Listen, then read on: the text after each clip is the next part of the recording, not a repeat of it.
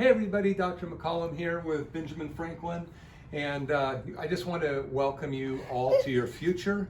It's amazing. We had a great year despite all of the terrible stuff going on. I want you to focus on the good things, the things that really made your life fantastic.